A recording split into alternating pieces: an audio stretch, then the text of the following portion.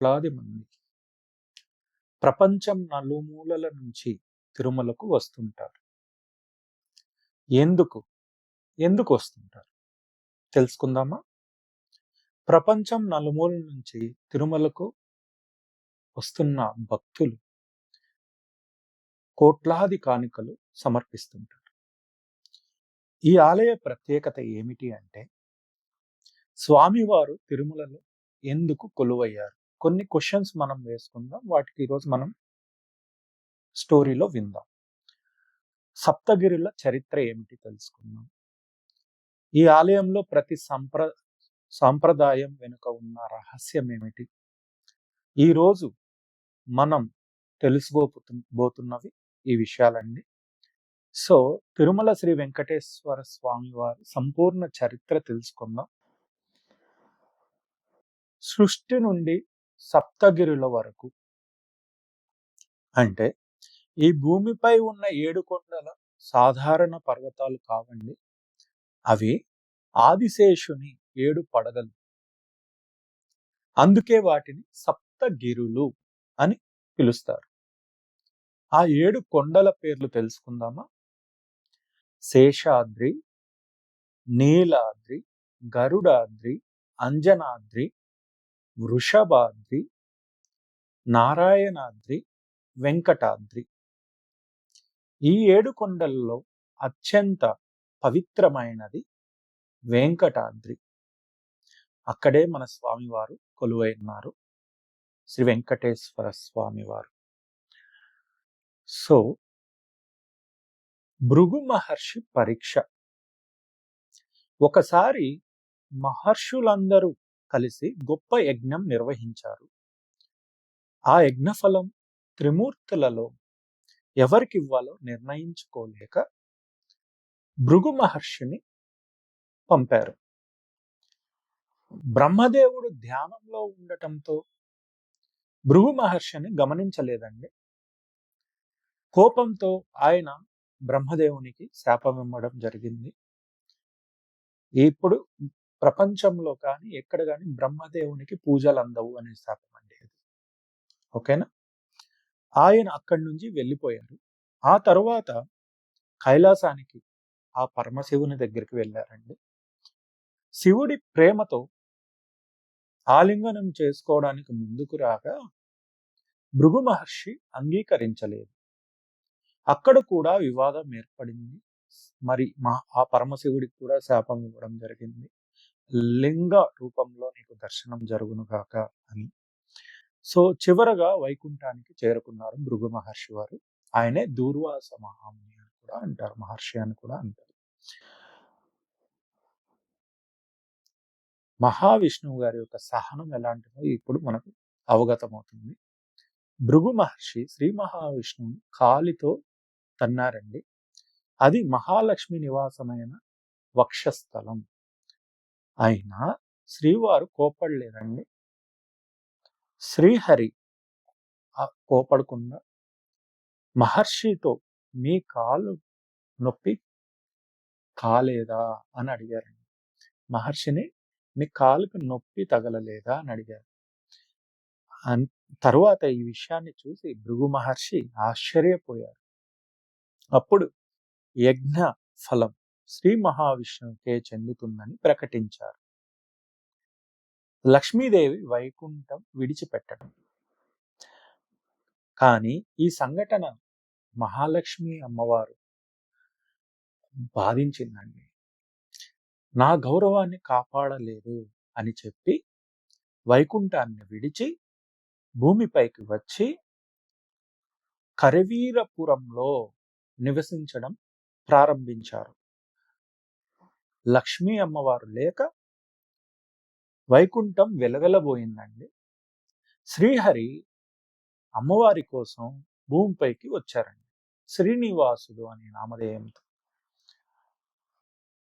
సప్తగిరుల మధ్య ఒక చింత చెట్టు కింద పుట్టలో తపస్సు చేసుకుంటున్న శ్రీహరిని బ్రహ్మదేవుడు ఆవుగా, శివుడు దూడగా వచ్చి ప్రతిరోజు పాలు సమర్పించేవారని పురాణాలు చెబుతున్నాయి. ఒకరోజు ఆ ఆవును అనుసరించిన గోపాలుడు కోపంతో గొడ్డలి విసరగా అది శ్రీనివాసుని తలకు తగిలింది. ఆ గాయం స్వామివారి మూర్తిపై ఇప్పటికీ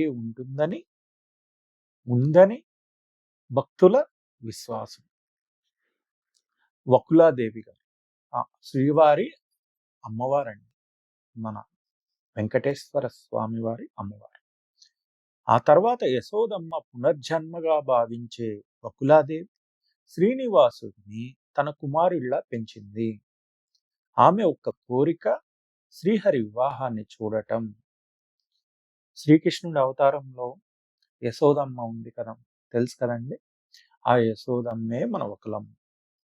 సో అక్కడ స్వామివారు అమ్మకి ప్రామిస్ చేస్తుంటారు, ఈ జన్మలో నేను నిన్ను ఆలనా పాలనా చూడగలిగాను కానీ నీ పెళ్లి చేయలేకపోయినాను కదా అనేసి అమ్మవారు అడగగా, అమ్మ వచ్చే యుగంలో నేను మీకు కొడుకుగా వస్తాను, మీ చేతుల మీదుగానే నా కళ్యాణం జరుగుతుంది అని అభయం ఇచ్చుంటారు స్వామివారు.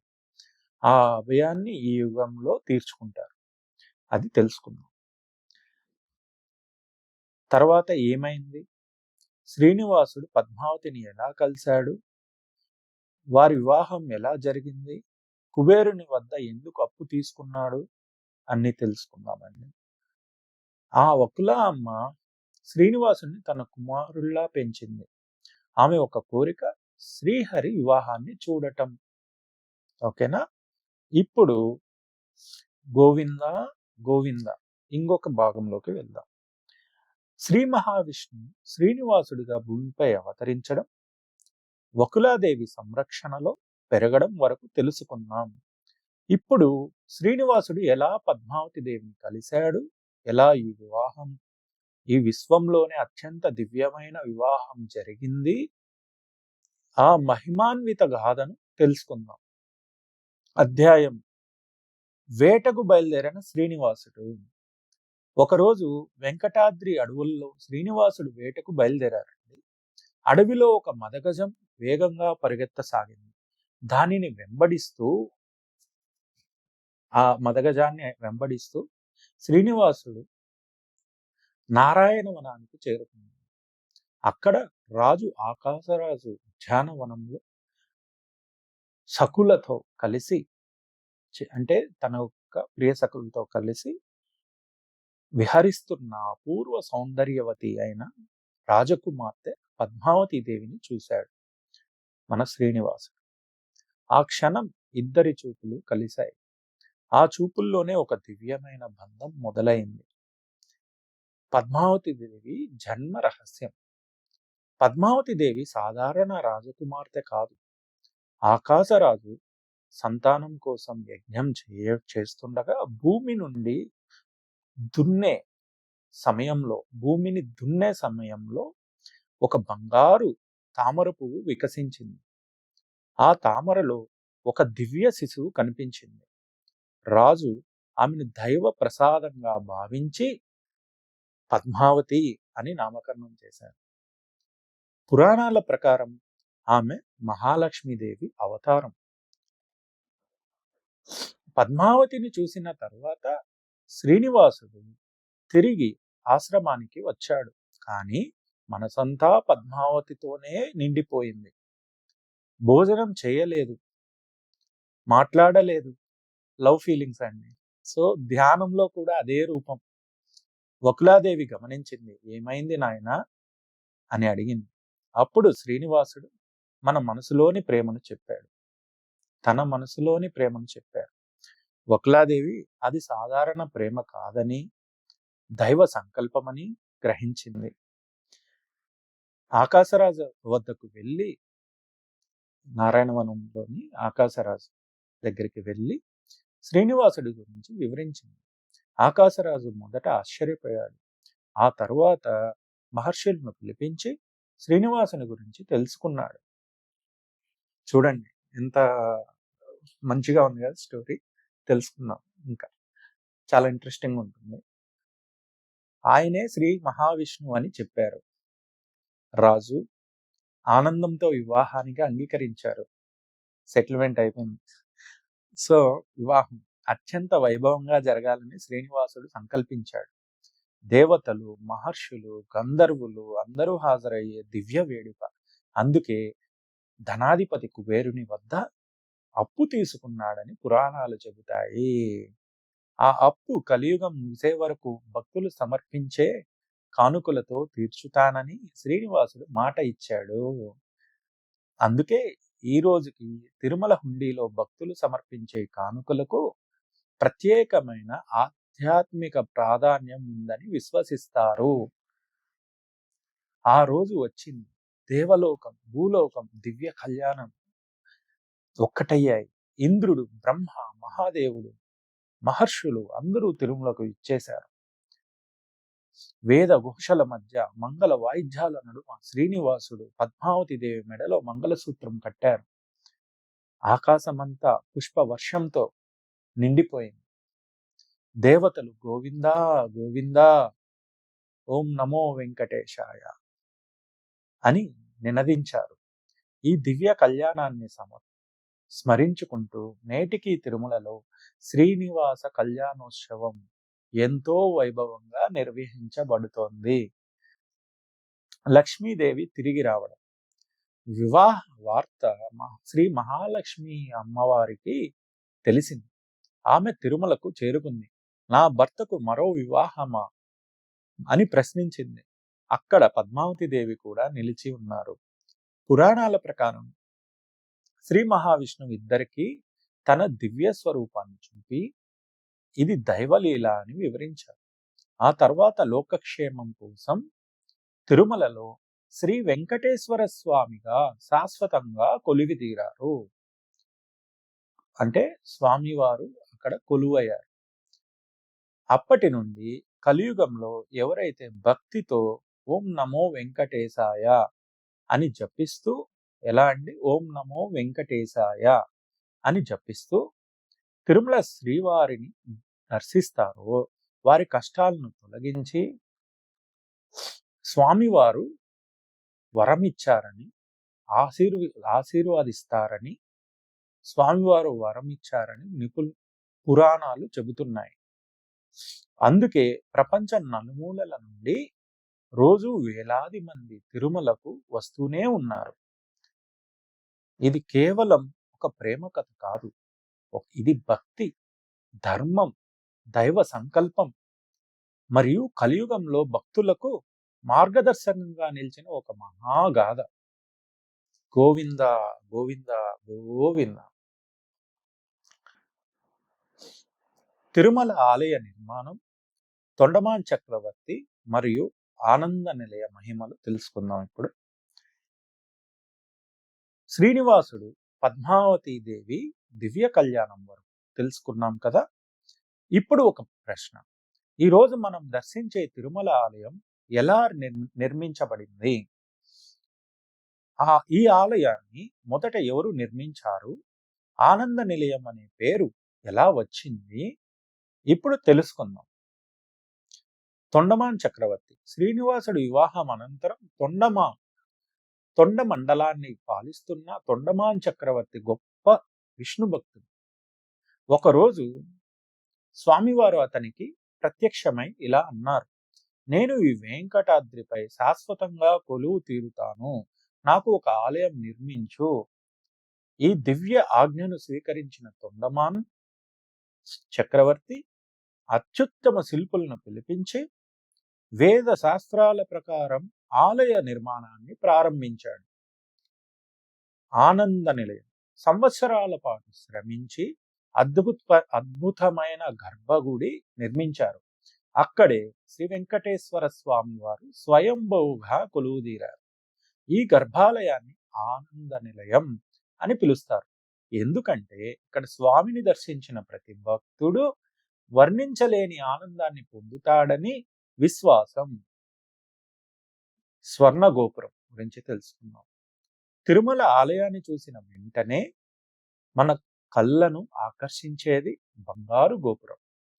సూర్యకిరణాలు తాకినప్పుడు అది బంగారం కాంతులతో ప్రకాశిస్తూ వైకుంఠాన్ని గుర్తు చేస్తుంది. ఈ గోపురం శతాబ్దాలుగా అనేక రాజులు, విజయనగర సామ్రాజ్య పాలకులు మరియు భక్తుల సేవలతో అభివృద్ధి చెందింది. విజయనగర సామ్రాజ్యం. తిరుమల చరిత్రలో విజయనగర రాజుల పాత్ర ఎంతో గొప్పది. ముఖ్యంగా శ్రీకృష్ణదేవరాయలు ఆయన అనేక సార్లు తిరుమల శ్రీవారిని దర్శించారు.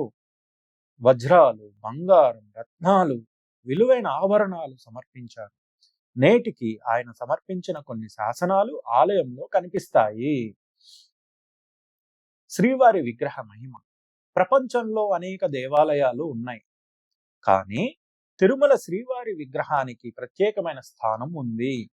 ఈ మూర్తి సుమారు 8 అడుగుల ఎత్తు, శంఖం, చక్రం, వరదహస్తం, కటిహస్తంతో అత్యంత దివ్యంగా దర్శనమిస్తుంది. భక్తుల విశ్వాసం ప్రకారం ఇది సాధారణ శిల్పం కాదు, స్వయంభు మూర్తి. శ్రీవారి కళ్ళ రహస్యం. మీరు ఎప్పుడైనా గమనించారా? శ్రీవారు నేత్రాలు పూర్తిగా కనిపించవు. అలంకరణలో కొత్త భాగం మాత్రమే కనిపిస్తుంది. దీనికి సంబంధించిన సంప్రదాయ విశ్వాసం ఏమిటంటే, స్వామివారి దివ్య దృష్టి అత్యంత శక్తివంతమైనది. భక్తులు ఆ మహిమను భక్తితో అనుభవించేందుకు ఈ విధంగా అలంకరిస్తారు.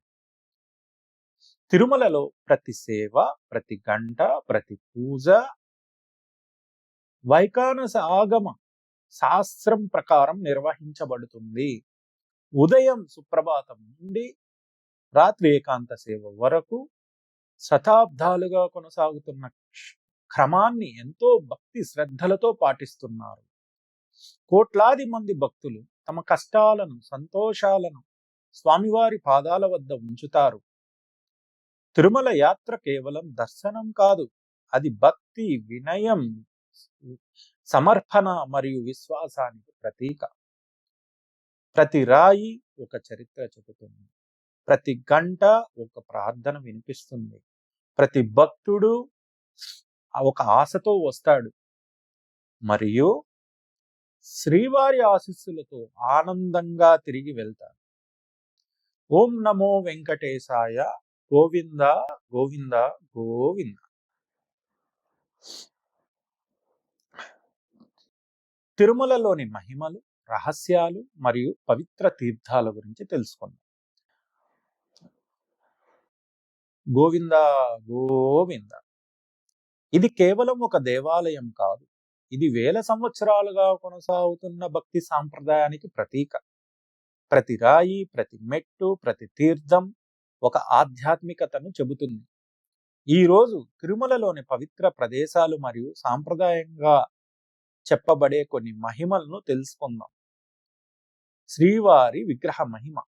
తిరుమలలోని శ్రీ వెంకటేశ్వర స్వామి వారి మూల విరాట్ అత్యంత పవిత్రమైన విగ్రహంగా భావింపబడుతుంది. భక్తుల విశ్వాసం ప్రకారం స్వామివారు సజీవంగా భక్తుల ప్రార్థనను ఆలకిస్తారని నమ్మకం. అయితే ఈ విశ్వాసాలు భక్తి సాంప్రదాయాలలో భాగమే. వాటిని శాస్త్రీయంగా నిర్ధారించడం సాధ్యం కాదు. గురువారం నేత్ర దర్శన. ప్రతి గురువారం స్వామివారికి ప్రత్యేక అలంకరణ చేస్తారు. ఈ రోజున భక్తులు స్వామివారి నేత్రాలను మరింత స్పష్టంగా దర్శించగలుగుతారు. దీనిని నేత్ర దర్శనం అని కూడా పిలుస్తారు. భక్తుల విశ్వాసం ప్రకారం ఈ దర్శనం మనసుకు ప్రశాంతతను అందిస్తుంది. స్వామి పుష్కరిణి. తిరుమల ఆలయం పక్కనే ఉన్న పవిత్ర సరస్సు స్వామి పుష్కరిణి. పురాణాల ప్రకారం ఇది వైకుంఠంలోని దివ్య పుష్కరిణి నుండి భూమికి వచ్చిన పవిత్ర జలాశయం. అనేక మంది భక్తులు దర్శనానికి ముందు ఇక్కడ స్నానం లేదా ఆచారం ప్రకారం ఆచమనం చేస్తారు. ఆకాశగంగ. తిరుమలలోని అత్యంత పవిత్ర జలధారల్లో ఒకటి ఆకాశగంగ. సాంప్రదాయం ప్రకారం ఈ నీటినే ఆలయ అభిషేక సేవల్లో ఉపయోగిస్తారు.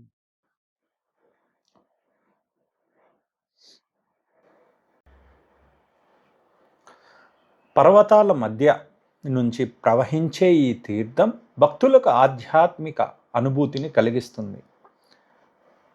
పాప వినాశనం, పేరు చెప్పినట్లే పాప వినాశనం. భక్తుల విశ్వాసం ప్రకారం ఇక్కడ భక్తితో స్నానం చేసి భగవంతుణ్ణి ప్రార్థిస్తే పాపాలు తొలగి మనసు పవిత్రమవుతుందని నమ్ముతారు.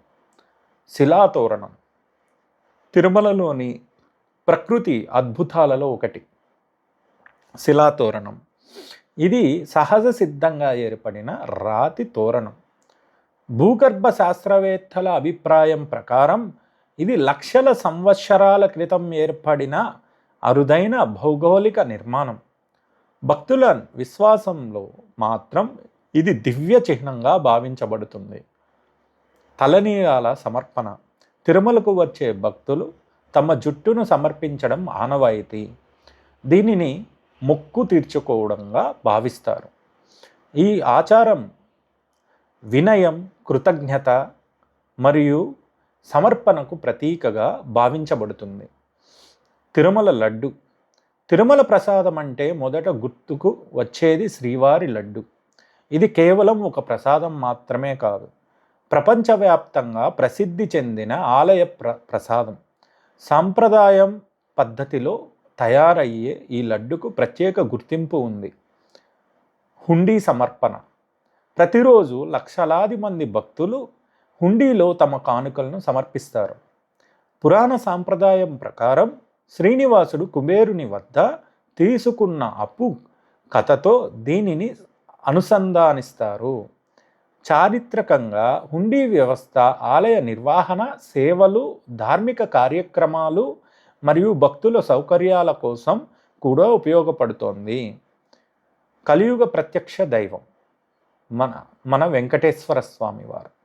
ఎందుకు శ్రీ వెంకటేశ్వర స్వామిని కలియుగ ప్రత్యక్ష దైవం అంటారు? భక్తుల విశ్వాసం ప్రకారం కలియుగంలో భక్తితో ప్రార్థించే వారిని స్వామివారు కరుణిస్తారని నమ్మకం. అందుకే రోజు వేలాది మంది గోవింద గోవింద గోవింద అనే నామస్మరణతో తిరుమల కొండలను అధిరోహిస్తారు. తిరుమల ఒక ఆలయం మాత్రమే కాదు, అది భక్తి, అది విశ్వాసం, అది సమర్పణ, అది భారతీయ ఆధ్యాత్మిక సాంప్రదాయానికి జీవితమైన చిహ్నం. అంటే అదొక చిహ్నం, ఆధ్యాత్మిక భరమైన చిహ్నం. మీరు తిరుమలకు వచ్చినప్పుడు కేవలం దర్శనం మాత్రమే కాదు, ఆ పవిత్ర వాతావరణాన్ని ఆస్వాదించండి. కమర్షియల్గా రాకూడదండి. ఈ కోరికలని దేవుణ్ణి కోరకూడదు. దేవుడికి తెలుసు ఏం చేయాలా ఏం చేయకూడదు అనేసి. ప్రపంచమంతా బాగుండాలి, అందులో నేను ఉండాలని అనుకొని రండి. దేవుణ్ణి మాత్రం చూడండి. దేవుడి దగ్గరికి వచ్చి కళ్ళు మూసుకోవద్దండి. ఓకేనా? అది మనం చెప్దాం. నెక్స్ట్ కమింగ్ వీడియోస్లో సింగిల్ వీడియోస్ చేస్తూ వస్తాను, అన్నిట్లో నేను చెప్తాను. సో ఇది నేను ఈ ఒక స్క్రిప్ట్ అనేది ఉంది, ఆ స్క్రిప్ట్ చూసి మాట్లాడుతున్నా. ఇది నా ఇనిషియల్ వీడియోస్ కాబట్టి సో మీకు తప్పుగా అనుకోవద్దండి. సో ఐఎమ్ ట్రయింగ్ మన హిందూయిజం, మన కల్చర్, మన ట్రెడిషన్స్ నేను చెప్పడానికి ప్రయత్నం చేస్తున్నాను. సో నా ఈ ప్రయత్నాన్ని మీరందరూ సపోర్ట్ చేస్తారని, మీ బ్లెస్ చేస్తారని, తోడుగా ఉంటారని నేను అనుకుంటున్నాను. సో భక్తితో స్వామివారిని ప్రార్థించండి, కోరికలను కోరద్దండి. అదే తిరుమల యాత్ర యొక్క నిజమైన రహస్యం అండ్ సారాంశం. ఓం నమో వెంకటేశాయ, గోవింద గోవింద గోవింద. మనము స్వామివారికి మనల్ని మనం సమర్పణ చేసుకుంటే ఆ స్వామివారికి తెలుసండి ఆయన మనకేం చేయాలి అనేసి. నాకు ఇది చేయి దేవుడా, అది చేయి దేవుడా అని వెళ్ళకూడదు. కోరికలు కోరడానికి తిరుమల వెళ్ళకూడదు. మీ పనులు ఏవి జరగవు. మీరు నిర్మలమైన మనసుతో, మనసులో ఏమీ లేదు, జీరో, ఏం లేదు, శూన్యంగా ఉంది, అప్పుడు మీరు తిరుమల వెళ్ళారనుకోండి, మీరు అనుకున్నవి ఖచ్చితంగా స్వామివారు నెరవేరుస్తారు. ఈయన వచ్చారు నా దగ్గరికి, ఏమీ కోరికలు కోరలేదు, నన్ను చూశారు, ఆ మైమరిచిపోయి వెళ్ళాడు లేదా వెళ్ళింది. సో ఆయనకి జెండర్తో సంబంధం లేదు, అందరూ తన బిడ్డలే. మనమంతా ఆయన నీడలో బతుకుతున్న వాళ్ళమే. జగన్నాథుడికి తెలియని విషయాలేమీ లేవు. మనం అంకితం చేయాల. సో, మీరు తిరుపతికి నెక్స్ట్ టైమ్ వచ్చేటప్పుడు ప్యూర్ మైండ్, పీస్ ఆఫ్ మైండ్‌తో రండి. అన్ని ప్రదేశాలు చూడండి. అన్ని చుట్టుపక్కలున్న తీర్థాలు చూడండి. టైమ్ స్పెండ్ చేయండి. అట్‌లీస్ట్ 2-3 డేస్ తిరుమలలో స్పెండ్ చేయడానికి చూడండి. దర్శనాలు చేసుకోండి. వెంగమాంబ అన్నప్రసాదం ఉంది. అన్నప్రసాదంలో భోజనం చేయండి. సో, మీకన్నీ కూడా బయట మీకన్నీ తెలుస్తాయి. సో, ప్లాన్ చేసుకొని రండి. ఆన్‌లైన్‌లో టికెట్స్ ఎలా చేస్తారు? ఏం చేస్తారు? ఆహ్, ఎలా బుక్ చేసుకోవాలి? ఇవన్నీ నేను చెప్తాను. నెక్స్ట్ కమింగ్ వీడియోస్‌లో మీకుంటాయి. సో, మనం ఇప్పుడు నిత్య సేవలు, బ్రహ్మోత్సవాలు, దర్శనాలు మరియు తిరుమల యాత్ర సంపూర్ణ మార్గదర్శకాన్ని చూద్దామండి. ప్రారంభం. కోట్లాది మంది భక్తులు ఎందుకు జీవితంలో ఒక్కసారైనా తిరుమలకు వెళ్ళాలని కోరుకుంటారు? ఎందుకు తిరుమల దర్శనాన్ని జీవితంలో గొప్ప అదృష్టంగా భావిస్తారు? ఎందుకు ఈ ఆలయంలో జరిగే ప్రతి సేవకు అంతటి ప్రాధాన్యం ఉంది? ఈరోజు తిరుమల నిత్య సేవలు, బ్రహ్మోత్సవాలు, దర్శన విధానాలు మరియు ప్రతి యాత్రికుడి తెలుసుకోవాల్సిన ముఖ్యమైన విషయాలను తెలుసుకుందాం. సుప్రభాత సేవ అండి. ప్రతిరోజు ఉషోదయానికి ముందే శ్రీ వెంకటేశ్వర స్వామి వారిని మేల్కొల్పే సేవ సుప్రభాత సేవ. కౌసల్య సుప్రజ రామ అనే శ్లోకాలతో ప్రారంభమయ్యే ఈ సేవ తిరుమలలో అత్యంత పవిత్రమైన సేవలలో ఒకటి. స్వామివారికి మేల్కొలుపు భక్తులకు మంగళప్రదమైన ప్రారంభం. తోమల సేవ. సుప్రభాతం అనంతరం స్వామివారిని తాజా సుగంధ పుష్పాలతో అలంకరిస్తారు. దీనినే తోమల సేవ అంటారు. ప్రతి పువ్వు భక్తి, ప్రేమ మరియు సమర్పణకు ప్రతీక. అర్చన. వేద మంత్రాల మధ్య స్వామివారి సహస్ర నామాలను పారాయణం చేస్తూ అర్చకులు ప్రత్యేక అర్చన నిర్వహిస్తారు. ఈ సేవలో భక్తులు స్వామివారి సమీపంలో ఆధ్యాత్మిక అనుభూతిని పొందుతారు. కళ్యాణోత్సవం. తిరుమలలో అత్యంత ప్రజాదరణ పొందిన సేవల్లో ఒకటి శ్రీనివాస కళ్యాణం. అదే మన స్వామి అమ్మవార్ల కళ్యాణం. శ్రీదేవి భూదేవి సమేతంగా, అమ్మవార్ల సమేతంగా శ్రీ వెంకటేశ్వర స్వామి వారి దివ్య కళ్యాణాన్ని ప్రతిరోజు నిర్వహిస్తారు. ఈ సేవలో పాల్గొనే దంపతులకు కుటుంబ సౌఖ్యం, శాంతి మరియు శుభ ఫలితాలు కలుగుతాయని భక్తుల విశ్వాసం. బ్రహ్మోత్సవం. తిరుమలలో జరిగే అత్యంత వైభవమైన ఉత్సవం శ్రీవారి సాలకట్ల బ్రహ్మోత్సవం. పురాణాల ప్రకారం బ్రహ్మదేవుడే ఈ ఉత్సవాన్ని మొదట నిర్వహించాడని విశ్వసిస్తారు. 9 రోజుల పాటు వివిధ వాహనాలపై శ్రీ మలయప్ప స్వామి వారు భక్తులకు దర్శనమిస్తారు.